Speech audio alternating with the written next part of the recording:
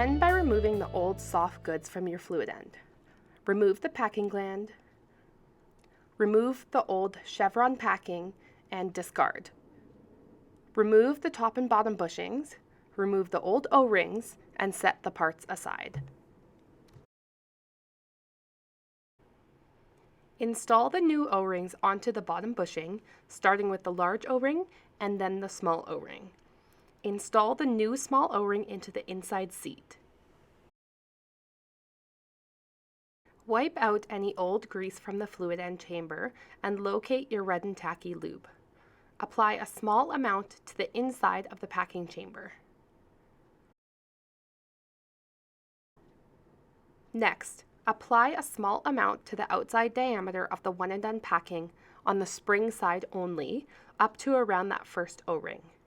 Be very careful not to get any lube on the inner diameter of the packing.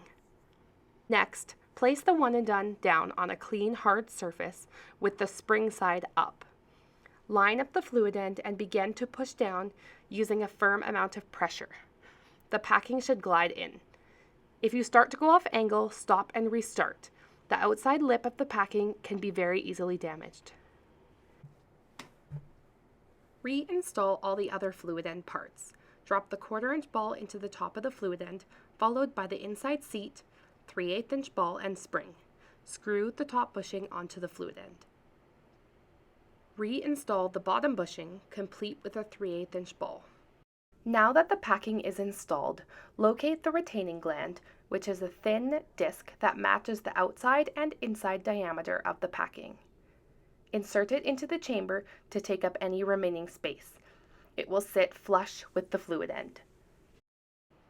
If you're installing a one and done for the first time, discard the old packing gland. You will have a new part called a Delrin follower that must be used with the one and done packing. The follower will have a larger outside diameter for easy identification. The follower will sit directly against the retaining gland and the fluid end when installed. If you're installing a one and done for the first time as well, you will also be required to replace the plunger and the Delrin bushings. Remove the plunger by pulling the half-groove dowel pin up and out of the plunger. Pull the plunger off and dispose. Remove the 2 screws holding the Delrin bushing in place and set aside. Remove the Delrin bushings off of the platform. A quick tip to do this is to use a small Allen key and then complete a manual rotation to help push that bushing out. Remove and discard.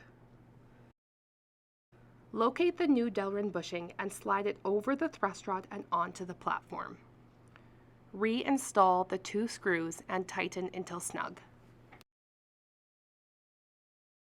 Locate your new plunger and install it into the thrust rod. Align the holes and insert the half-groove dowel pin. Give it a light tap with a hammer. Remember, this dowel pin is tapered, so insert the pin with the small OD in first and the larger OD side facing up, which can be identified by external grooves. Slide the packing nut and the Delrin follower onto the plunger and then slide the fluid end and yoke on thereafter. As a reminder, no lubrication is added to the plunger. The one and done does not require lubrication like a traditional chevron packing. Screw the packing nut onto the fluid end until finger tight. Then, attach the 4 screws that hold the yoke onto the platform. Tighten the brass lock nut. Use an Allen key to check that the packing gland is tight. Past finger tight, it should move less than 5 degrees. Lastly, attach the plunger disc to the plunger and complete a manual rotation check to confirm that the fluid ends are installed correctly.